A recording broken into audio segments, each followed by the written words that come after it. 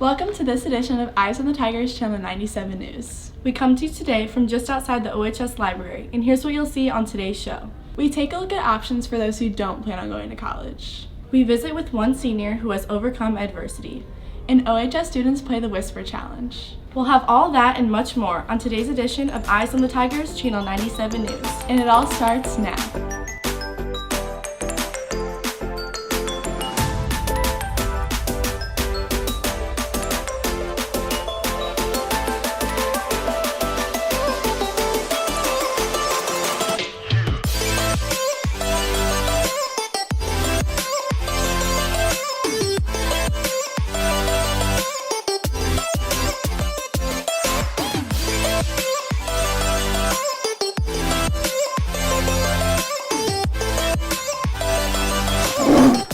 Welcome back to Eyes on the Tigers Channel 97 News. I'm Kristen Kuchno. And I'm Emily Shellhays.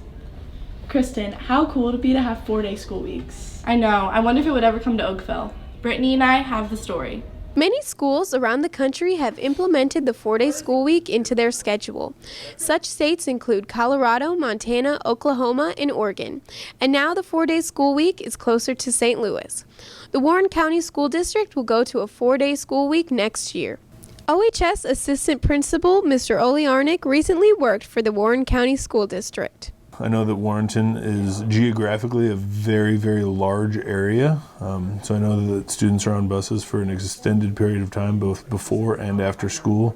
I know that because buses have to travel so far and because transportation is fairly expensive for a number of school districts, that's a good way to cut costs. One Oakville teacher has taken special interest in 4-day school weeks. This 4-day school week actually started in 1936. So it has been around for a very, very long time. Colorado has been using it for years. Parts of Hawaii has been using it.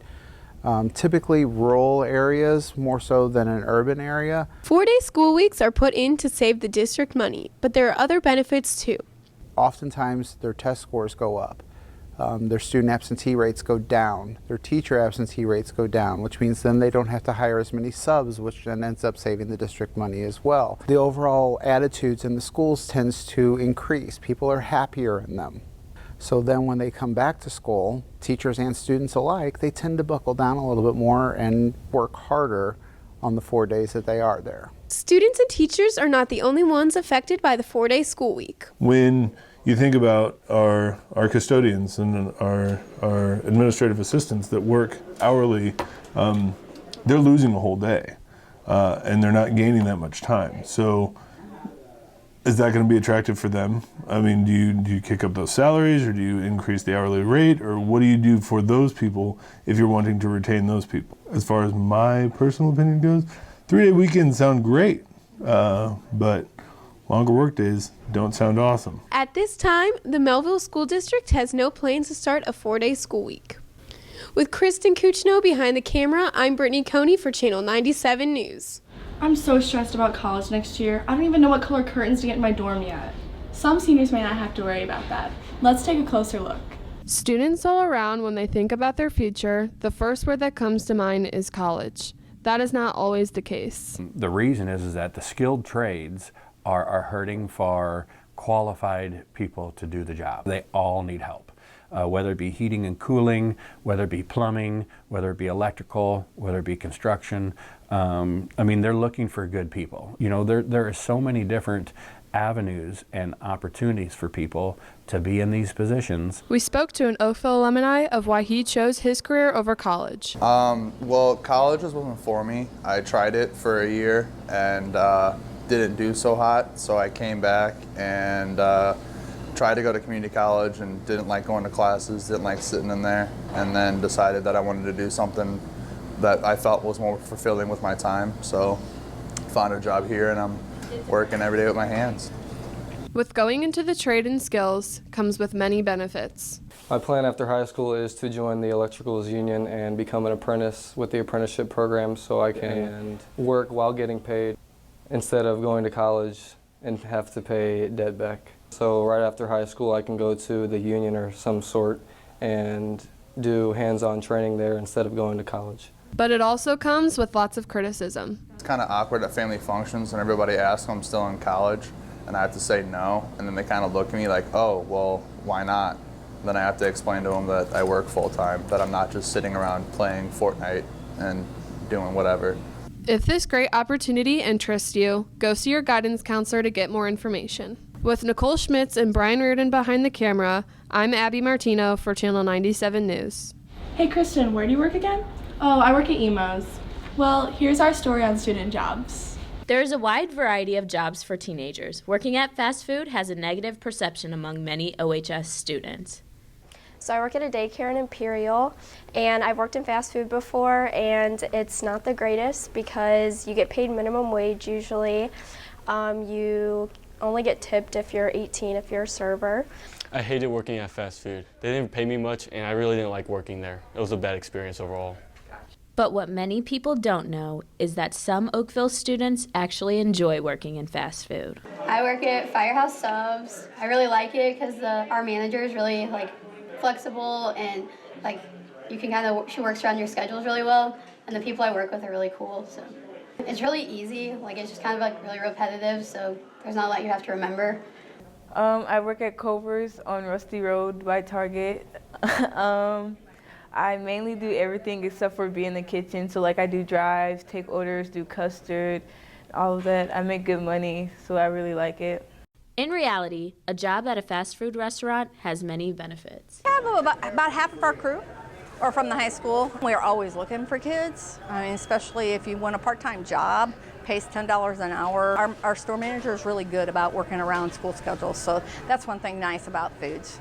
So Oakville, next time you're on a job hunt, consider working in the fast food industry. With Hayden Kirkpatrick behind the camera, I'm Madia Parker for Channel 97 News. Next up is a story about a girl who's been an important member of Golden Girls. Let's meet Katie Pickens. Golden Girl Katie Pickens will not let an injury set her back. I was diagnosed with multidirectional shoulder instability, and it over time just got worse. And in the last 3 years, I've had to have 4 surgeries to fix it. She had been involved with dance ever since she was 3, so she grew up in that environment, grew up in that world, grew up with those people. So to see her have to sit out of it was very hard, especially because this whole thing with her shoulder has pretty much defined her entire high school experience. Every year of high school, she has had surgery, she has been in a sling, she has been unable to do things that she loved to do. I'm basically there to help our coach with anything that she may need, and in practices I run music and record the dances and just help them to perfect their routines for competitions. She always has a smile on her face and a positive attitude, and her opinions on how we're doing and what we can improve on are very much important to us, and we are so lucky to have her on our team. Katie had to change her mindset to make the most out of her high school career. I would say that Katie adapted by finding other things that she would be able to be involved in. She still kept herself involved with dance by the Golden Girls being incredibly awesome and letting her be involved in the team still in other ways. It's completely taken dance out of my schedule. So I've had the opportunity to try new things, and I've gotten really involved with my church the past few years, so I'm involved in our youth group. And she's just always been that kind of, I'm gonna make it work kind of kid. Kind of the cliche, turn lemons into lemonade kind of thing. That's just always been the way that she was, ever since she was little. So it doesn't surprise me at all that she has found other ways to continue to be involved with the team and continue to be involved with dance. I'm Kaylin Giaconti with Tyson Eaton behind the camera for Channel 97 News. I can't believe winter sports are almost over. I know, but district basketball is right around the corner. Hope and Kaylee have the details. Last year, the girls' varsity basketball team won their first district championship in 9 years. With districts starting next week, they are hoping to repeat the victory. I haven't given districts too much thought yet. I've kind of put that on the back front of my mind just to kind of get us to where I want us to be now. I don't think about it much because I don't want to jinx it. I'm taking it day by day, game by game. Since 3 starting seniors graduated last year, freshman Maya Miner hopes to fill their roles on the court. Maya brings a lot of speed to the game for us. She's a typical freshman where one game she'll play outstanding and the next game I'm wondering what she's doing out there. But I think Maya does a good job, and I think she's got a bright future ahead of her, and I think she's been lucky to play with such to have Emily over her and to be able to learn from her. Before their first district game, they still have some room for improvement. We definitely need to step up a little bit. I know our communication is it lacks, and I think just the team chemistry I think could be a little bit better as well. Good luck to the girls at their first district game on Monday against Lindbergh. With Kaylee Cowan behind the camera, I'm Hope Diedick for Channel 97 News. Kristen, hello. Can you hear what I'm saying?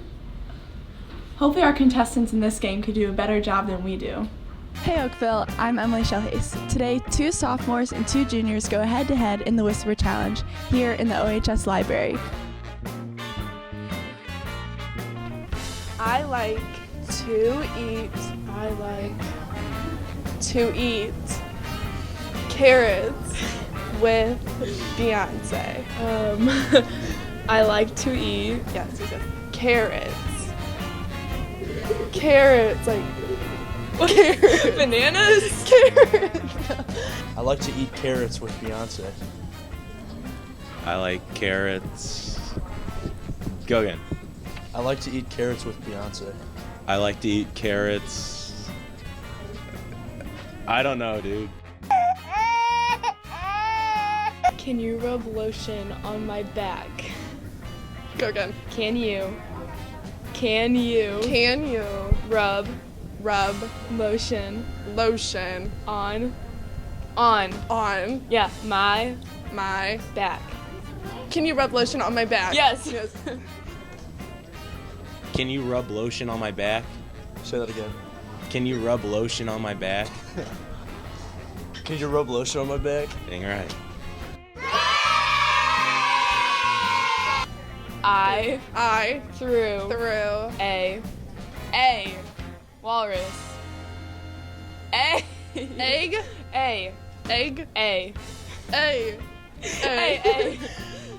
I threw a walrus.